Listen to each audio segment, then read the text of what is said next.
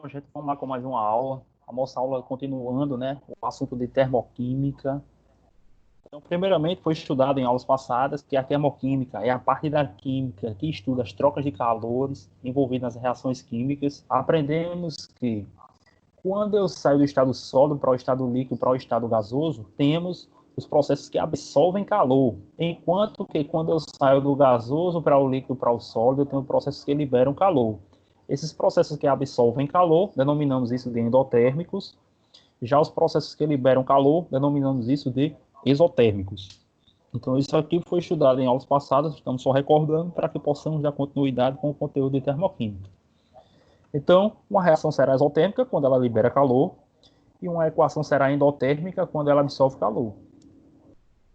Como é que eu vou saber se uma expressão ela é endotérmica ou se ela é exotérmica? Primeiramente, eu vou observar os sinais. Se o sinal for negativo, quer dizer que a reação ela é exotérmica. Se o sinal for positivo, o sinal do ΔH, quer dizer que a reação ela é endotérmica. Então, toda vez que eu tenho uma reação exotérmica, eu tenho que observar o sinal do delta, caso ele apareça. Se ele for negativo, ela é exotérmica. Caso seja positivo, ela será endotérmica.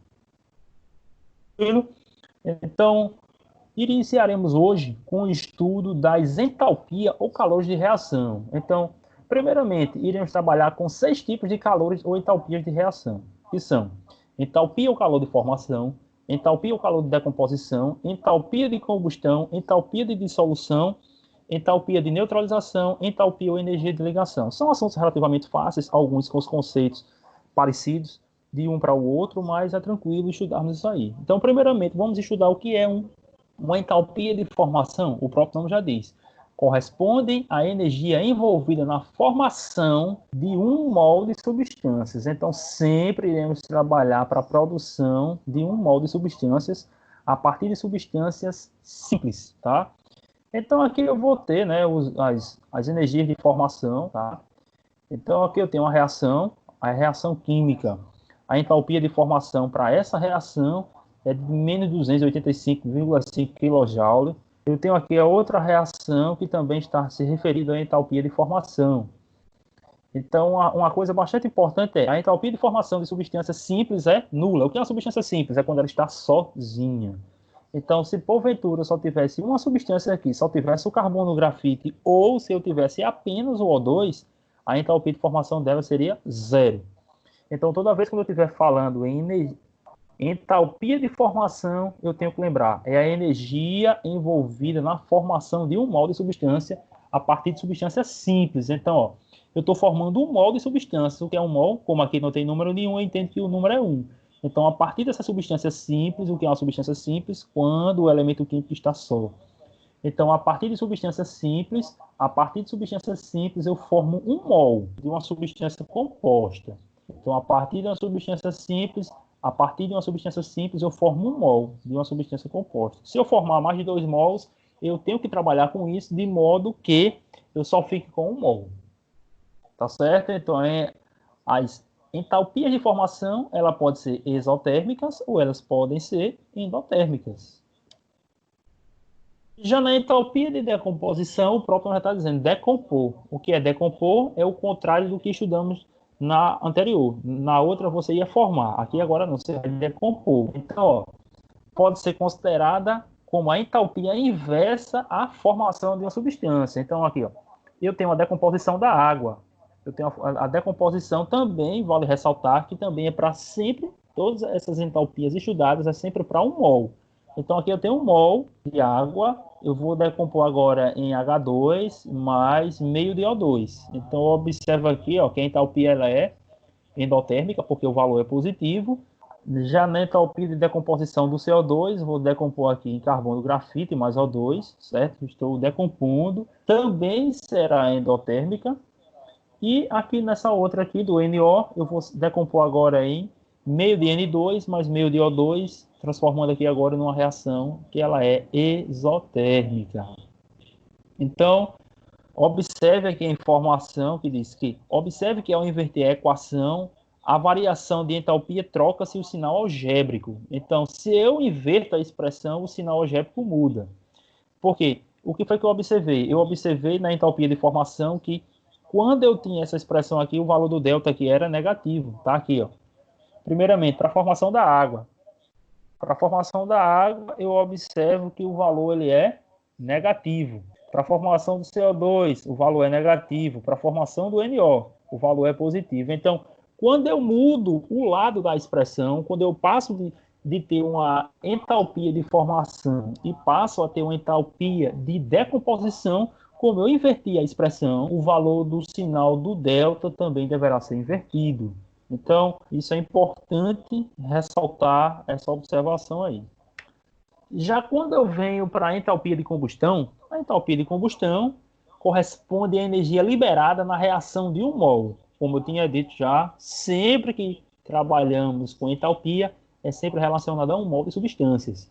E toda a entalpia de combustão, a gente vai ter dois camaradas importantíssimos, que é o combustível e o comburente. O comburente é sempre o oxigênio, tá certo? Então, a combustão ela pode ser completa ou ela pode ser incompleta. Quando é que eu sei que eu tenho uma entalpia de combustão completa? Quando o produto formado for CO2 e água.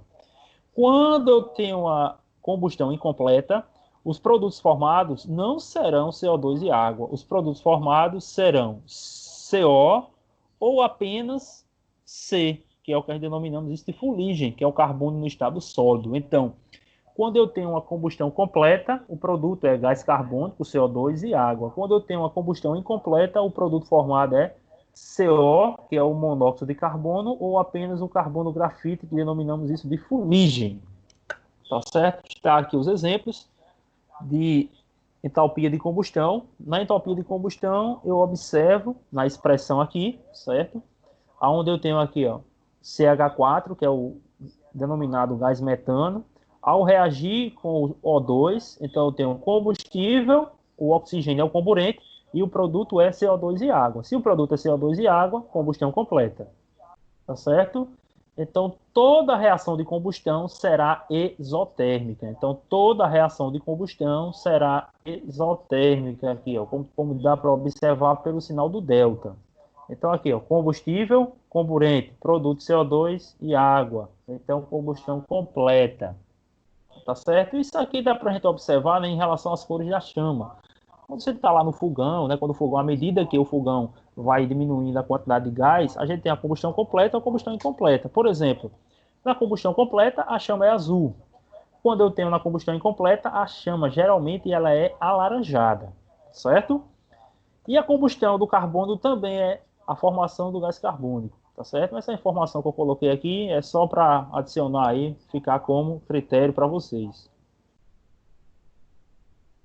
Já quando eu venho aqui agora para a entalpia de dissolução, né? Entalpia de dissolução, o próprio nome já diz, você vai dissolver. Então, corresponde ao calor liberado ou absorvido na dissolução. Certo? Então, na entalpia de dissolução, eu posso ter tanto valores endotérmicos, como eu posso ter valores exotérmicos. Então, dissolução, que é dissolver. Ao que se adiciona água. Então, para que eu tenha uma entalpia de dissolução, eu tenho que ter água, que eu denominei aqui. Esse AQ quer dizer que ele é aquoso, contém água. Então, para dissolver o H2SO4, eu adicionei água, aí agora aqui do outro lado da seta, do lado direito como produto, eu vou ter AQ. Esse AQ quer dizer que ela está sendo dissolvida, tá certo? Da mesma forma, vai acontecer aqui com o outro, tem a mesma coisa, aqui o que vai mudar é apenas porque eu dobrei a quantidade de água, né? Eu dobrei não, né? Eu aumentei uma quantidade relativamente boa de água, aí o valor do delta aumentou, mas continuou sendo exotérmica. E já quando eu venho para essa daqui, essa expressão aqui, eu observo que o meu delta agora será endotérmico. Então, toda vez que eu falar de entalpia de dissolução, é o calor liberado ou absorvido, tá certo? Quando adiciona água. E quando adiciona água, o calor pode ser liberado ou ele pode ser absorvido. Entalpia de neutralização, né? O próprio nome já está dizendo, neutralizar é quando a gente tem uma presença de um ácido e de uma base. Então, quando é que eu vou saber que eu tenho uma entalpia de neutralização? Quando eu tenho um ácido e uma base. O que é um ácido mesmo? É quando o elemento inicia com o hidrogênio e uma base é quando termina com OH.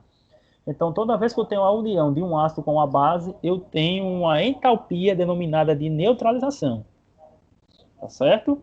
Então, isso aqui é muito importante para a gente conhecer, são os reagentes e os produtos dos elementos. Se eu tenho um ácido e uma base, tenho uma entalpia de neutralização, tá certo?